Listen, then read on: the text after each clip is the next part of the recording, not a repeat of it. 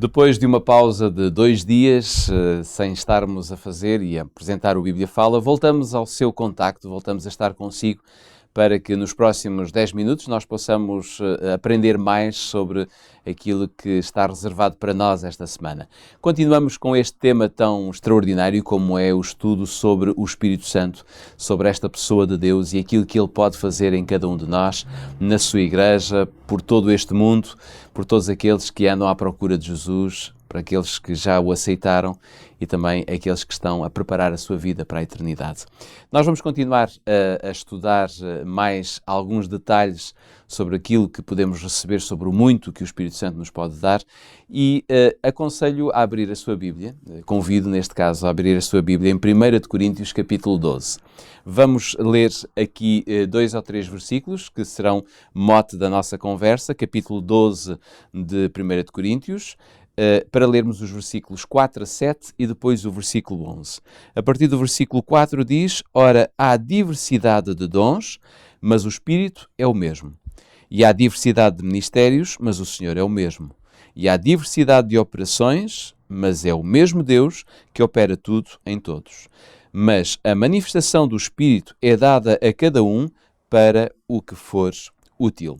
E se formos ao versículo 11, vamos encontrar estas palavras de Paulo aos Coríntios, quando ele diz: há um só e o mesmo, mas há um e o mesmo Espírito que opera todas estas coisas, repartindo particularmente a cada um como quer.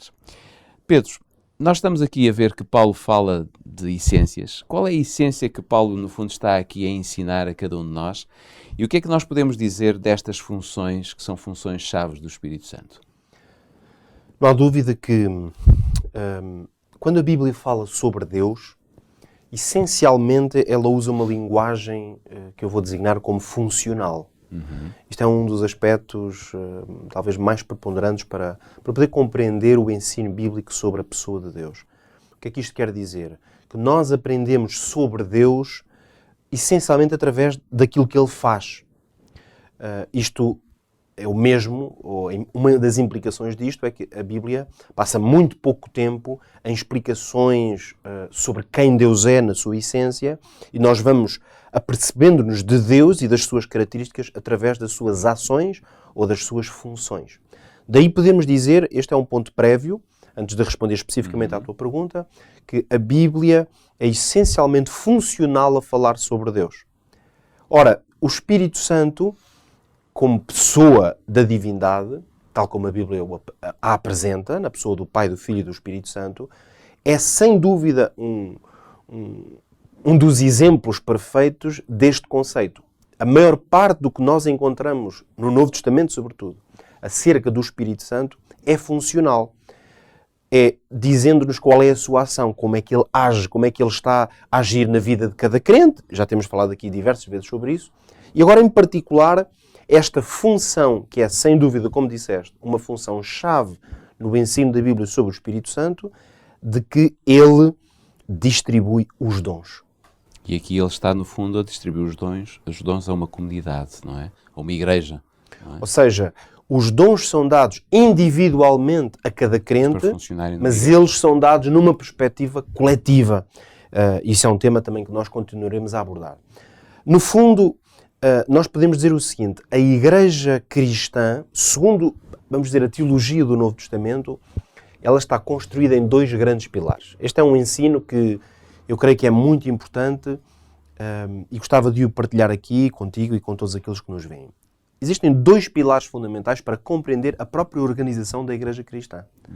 Nós estamos habituados a pensar em organização da igreja no tempo em que vivemos, um pouco mais na parte estrutural das denominações ou confissões cristãs, e até sabemos que existem igrejas que têm diferentes formas, no fundo, de organização, mas a organização tal como ela está prevista na Bíblia, naturalmente que ela é bastante mais simples do que nós vamos encontrar em diferentes denominações cristãs, até porque o contexto e a dimensão da igreja cristã neste período primitivo, como dizemos, em que estava a nascer, era fundamentalmente diferente. E então aqui encontramos essencialmente a parte, no fundo, teológica do que era a organização da igreja. Então isto para dizer, tentar contextualizar um pouco esta questão de existirem 2 grandes pilares. E quais são? Vamos ler 2 versículos Eu vou começar por ler o texto de Paulo também. Aliás, vamos ler textos de Paulo, aliás, dois. O primeiro encontra-se em Romanos, perdão, no capítulo 11, e vamos ler um pequeno versículo, que é o versículo 29. E aqui já aparece uma descrição precisamente de quais são estes dons, estes dois pilares aos quais eu me refiro. A afirmação inequívoca do apóstolo Paulo é a seguinte, Romanos 11, 29. Pois os dons e a vocação de Deus são irrevogáveis. Sem arrependimento, como diz a minha Bíblia. Ou sem arrependimento, ou seja, são coisas das quais ninguém pode sair deles. Nem a Igreja pode revogá-los. Abandoná-los. Estes dois pilares quais são? Dons e a vocação de Deus. Então, é interessante fazer a distinção clara entre o que são dons e o que é a vocação. Mas eu gostaria ainda que lêssemos o texto também do apóstolo Paulo, que está em 1 Timóteo, ou melhor, 2 Timóteo, no primeiro capítulo, 2 Timóteo, e vamos ler o versículo 9.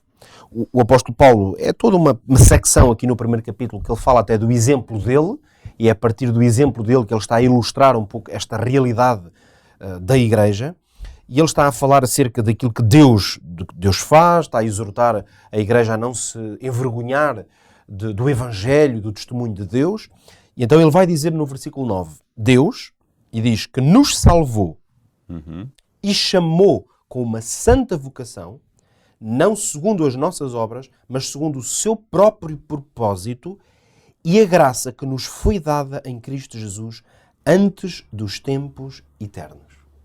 Então, o apóstolo faz aqui referência a duas ideias muito importantes. A ideia de que nós fomos todos chamados segundo uma vocação. Essa vocação é santa, porque é uma coisa que vem do próprio Deus e que nos foi dada.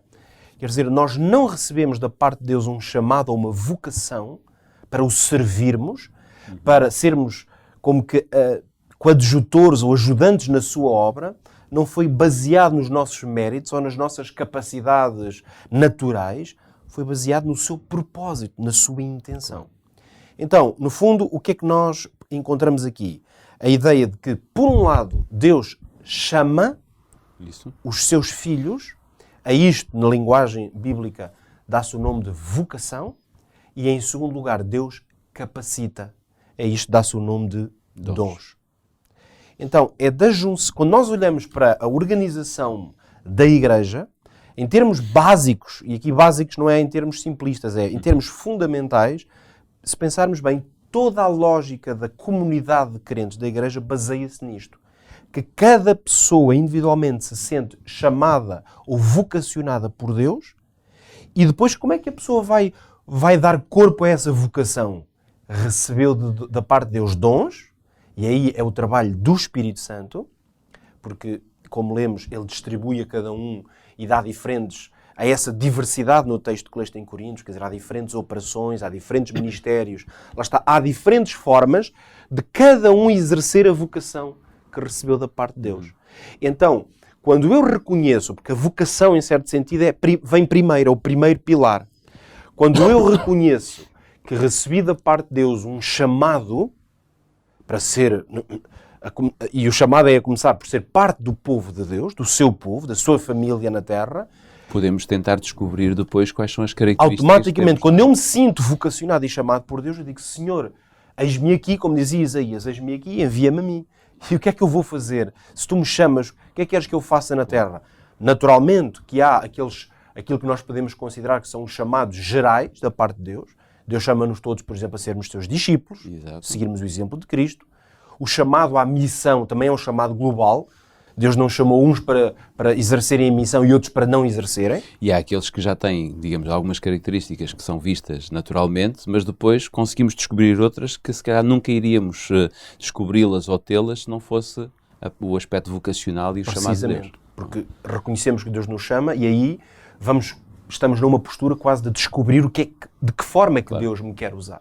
E é aí que a percepção de quais são os dons e depois a aplicação desses dons que o Espírito Santo me dá, é por isso que a melhor maneira de respeitar a vontade de Deus em relação à organização da sua Igreja é nós respeitarmos os dons uns dos outros, reconhecendo que esses dons não foram os homens que os designaram para si próprios, foi Deus que os designou. Em certo sentido, poderíamos terminar dizendo que a função da Igreja enquanto um corpo organizado é estar atenta e reconhecer em cada pessoa qual é a vocação que Deus lhe deu e quais são os dons que o Espírito Santo lhes atribuiu. Essa é que é a função da Igreja organizada. Ou seja, não é a Igreja que decide se uma pessoa deve ser líder ou não deve ser líder. Não é uma Igreja que decide, não é a Igreja, o corpo organizado, que decide se uma pessoa canta ou não canta. Em termos fundamentais, o que a Igreja vai fazer é reconhecer que Deus deu àquela pessoa um dom para a música, um dom para a adoração, e a Igreja, à medida que vai observando, diz, não há dúvida, Deus chamou esta pessoa, porque isso chamou a todos, e Deus dotou-a para isto. Vamos dar-lhe essa oportunidade. E esse Deus é o Espírito Santo. Esse Deus é a pessoa do Espírito que está a fazer isso. Por isso nós somos cooperadores do Espírito Santo quando na Igreja damos a oportunidade a que as pessoas exerçam o chamado que Deus lhe fez, colocando os seus dons em prática. Isso é dar espaço ao Espírito Santo para se mostrar e se revelar. Amanhã vamos voltar a este tema, a esta temática, para continuarmos a perceber bem como é que o Espírito Santo atua em nós, capacitando cada um de nós com os dons e os talentos que Ele tem para nos oferecer.